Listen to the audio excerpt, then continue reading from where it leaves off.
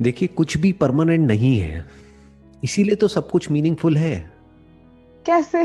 Death है इसीलिए तो मीनिंगफुल है।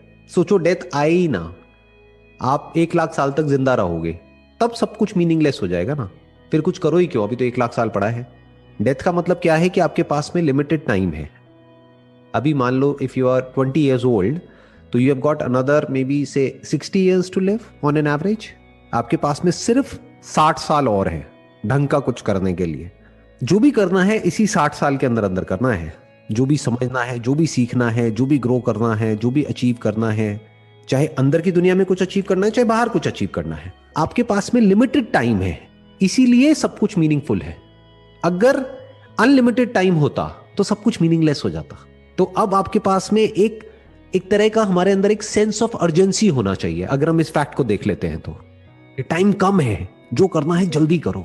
अगर आप उपनिषद्स को स्टडी करेंगे या कुछ जो पुराने टेक्स्ट है उसको स्टडी करेंगे, तो उसमें ऐसी बहुत सारी कहानियां आती हैं जहां पे जब एक इंसान को पता लग जाता है ना कि अब मेरे पास में जीने के लिए सिर्फ 9 दिन बचे हैं या 10 दिन बचे हैं, तब उसके अंदर एक सेंस ऑफ अर्जेंसी आती है। तब आता है कि अब तक मैं जिसके भी पीछे भाग रहा था वो सब बकवास है, क्योंकि सब खत्म हो जाएगा अगले 9 दिन में। तो वो उस 9 दिन में कुछ ऐसा करता है जो बाकी के लोग अपनी पूरी जिंदगी में भी नहीं करते हैं। क्यों कर पाता है? क्योंकि उसको पता है कि सिर्फ 9 दिन है। तो अगर आप इस सच को देख लो कि आपके पास में सिर्फ 60 साल बचे हैं, कुछ साल बचे, वो भी 60 में कह रहा हूं, मतलब ऑन एन एवरेज। इससे कम भी हो सकता है, इससे ज्यादा भी हो सकता है, बट ध्यान ये रखना है कम भी हो सकता है, राइट? तो ज्यादा टाइम नहीं है।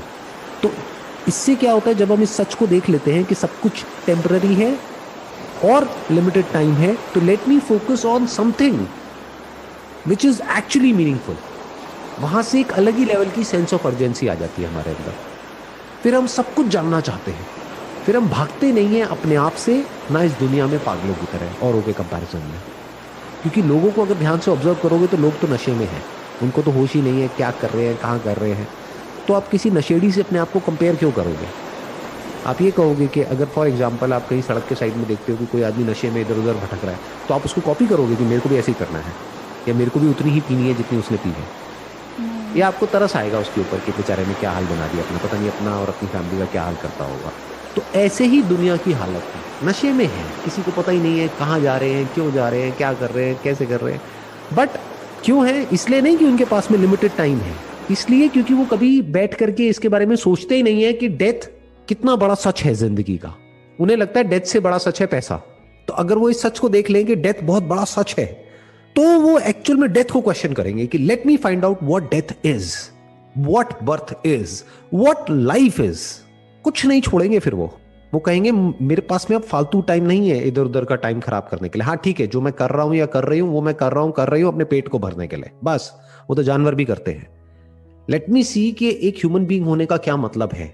क्या मैं कुछ और ऐसा जान सकती हूं, कुछ और ऐसा फिगर आउट कर सकती हूँ इस यूनिवर्स के बारे में जो कि एक्चुअल में मीनिंगफुल है, जो टेम्पररी नहीं है। जैसे इस दुनिया में सब कुछ टेम्पररी है, सब आता जाता रहता है, क्या इस टेम्पररी दुनिया में कुछ परमानेंट भी है? तो ऐसे ऐसे क्वेश्चंस उठते हैं हमारे माइंड में, और फिर वहां से कुछ आंसर्स निकल के आते हैं जो बहुत ही इंटरेस्टिंग होते हैं। समझ नहीं आ रहा कि कैसे इसको स्टार्ट करें या कैसे इस पे फोकस करें।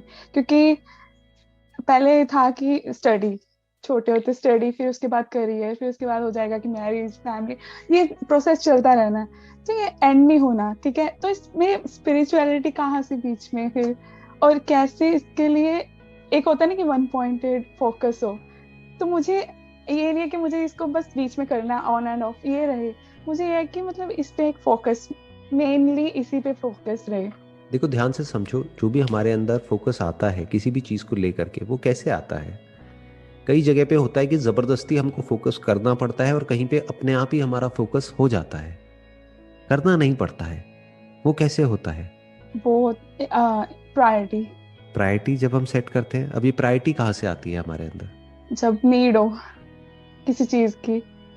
नीड हो, मतलब सिर्फ डिजायर ही ना हो, नीड हो। जैसे कि ऑक्सीजन की नीड है, जी। राइट? अगर अभी आपको कोई ले जा करके पानी के अंदर ऐसे डुबोने की कोशिश करेगा तो आप जान लगा दोगे अपनी पूरी, अपने आप को बचाने के लिए। क्यों? क्योंकि नीड है, ये नीड ऑक्सीजन।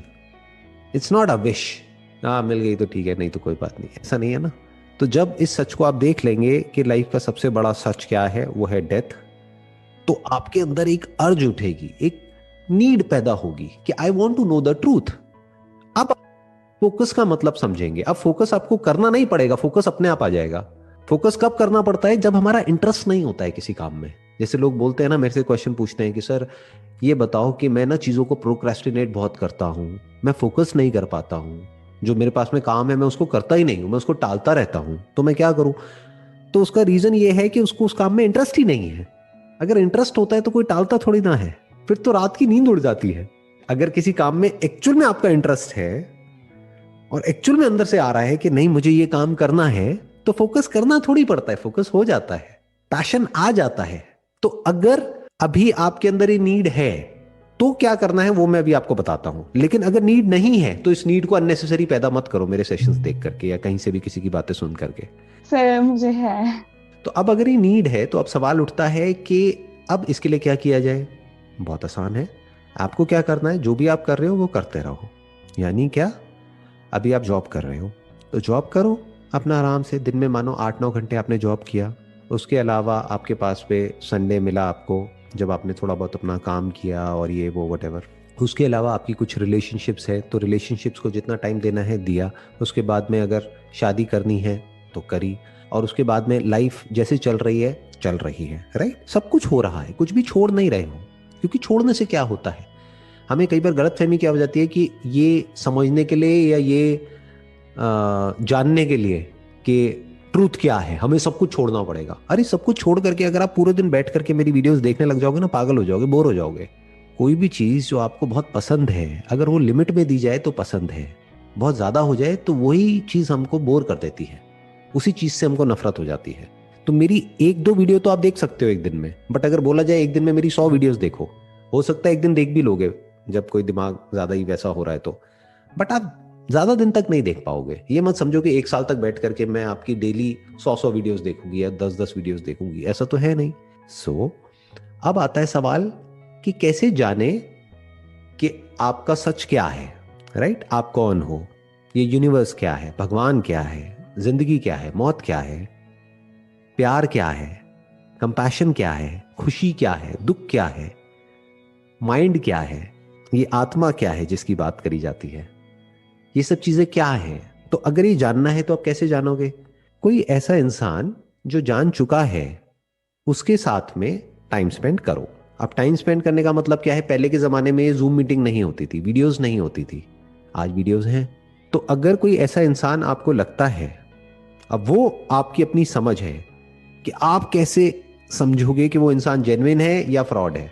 क्योंकि 99% जो लोग हैं जो स्पिरिचुअलिटी की बातें करते हैं वो नाम के लिए गुरु है, नाम के लिए बाबा है, लेकिन एक्चुअल में ढोंगी पाखंडी है, जो बेसिकली खुद सच को नहीं जानते हैं और दुनिया को एक ट्रैक पर भगा रहे हैं अपने किसी मोटिव को पूरा करने के लिए, जिनको खुद ही कुछ समझ नहीं आया है, बस कुछ भी बोल रहे हैं। क्योंकि जिसको कुछ भी नहीं पता है उसको तो कुछ भी बोल दिया जाए, उसके लिए तो सब कुछ ही सही है ना। सोचो एक नर्सरी का बच्चा है, उसको कैसे पता कि जो मेरे को सिखा रहा है वो 5th स्टैंडर्ड में है या 10th में है या कॉलेज में है या पोस्ट ग्रेजुएट लेवल पे है, उसके लिए तो सारे ही बराबर है। उसको कैसे पता कि सामने वाला बंदा थ्योरेटिकली कहीं से पढ़ करके कुछ मेरे को बोल रहा है या एक्चुअल में एक्सपीरियंशियली वो पूरा एंड तक गया है और फिर बोल रहा है। तो पहले तो ये परखो कि वो पर्सन कौन है। जब आपको ये ऐसा कोई पर्सन मिल जाता है इस दुनिया में या ऐसे कुछ लोग मिल जाते हैं, फिर उनके साथ में टाइम स्पेंड करो। कैसे टाइम स्पेंड करोगे? पर्सनली तो नहीं कर सकते, राइट। क्योंकि ऐसे जो लोग एक्चुअल में होते हैं उनका इंटरेस्ट ही नहीं होता पर्सनली किसी से मिलने में या किसी को अपने साथ में जोड़ने में या अपनी कोई ऑर्गेनाइजेशन बनाने में या कोई प्रोपेगेंडा करने में या होता नहीं है भीड़ इकट्ठी करने में या अपनी कोई पार्टी बनाने में, पॉलिटिकल पार्टी वटेवर, ये इन सब चीजों में उनका इंटरेस्ट नहीं होता है। वो पूरी दुनिया से जुड़े होते हैं लेकिन किसी एक स्पेसिफिक ग्रुप या ऑर्गेनाइजेशन से नहीं जुड़ते हैं, ना वो फॉर्म करते हैं। तो अब कैसे जुड़ोगे ऐसे लोगों से, कैसे टाइम स्पेंड करोगे ऐसे लोगों के साथ? क्योंकि वो तो चाहते ही नहीं आपके साथ में टाइम स्पेंड करना। तो उनकी वीडियोस देख सकते हो। फॉर एग्जाम्पल मेरा जो अपना स्पिरिचुअलिटी वाला चैनल है उसको आराम से बैठ करके देखो, वहां पे जो वीडियोस हैं। ज्यादा मत देखो क्योंकि बहुत ज्यादा देखोगे तो इंटरेस्ट खत्म हो जाएगा, वो अर्ज खत्म हो जाएगी। थोड़ी सी अर्ज बचा करके रखो। तो वो जो अर्ज है उसमें पेशेंस रखो, क्योंकि ये काम जल्दी नहीं होगा, इट विल टेक टाइम, 6-6 महीने लगेंगे चीज़ों को समझने में। एक ही वीडियो को बार बार भी देख सकते हो, जो वीडियोस आपको अंदर से लग रहा है कि हाँ ये वीडियो मुझे अच्छी तो लगी है लेकिन समझ नहीं आई है, कोई बात नहीं, 2-4 दिन बाद दोबारा देख लो। कुछ ऐसी भी वीडियोस होंगी जो आपको लगेगा कि नहीं इसमें कुछ खास नहीं है, तो छोड़ दो उसको, दोबारा मत देखो।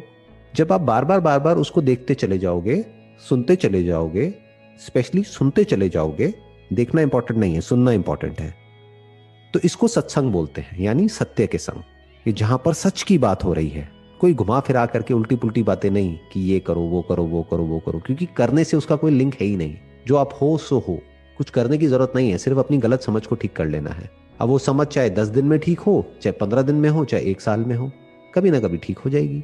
फिर जो कर रहे हो वो करते रहो साथ साथ में, यानी शादी हो गई, बच्चे हो गए, बच्चे बड़े हो गए, उनकी शादी हो गई, ये हो गई वो हो गई, but you will act out of a deep sense of gratitude and peace and love and compassion in your heart, और वो स्टेबल हो जाएगी। जो आपकी अंडरस्टैंडिंग है वो फिर चेंज नहीं होगी। ये जो फियर ऑफ डेथ है, ये जो कॉन्सेप्ट्स ऑफ बर्थ है, रीबर्थ है, ये सब धीरे धीरे धीरे धीरे सब क्लियर हो जाएगा। यही स्पिरिचुअलिटी है, एक्चुअल स्पिरिचुअलिटी।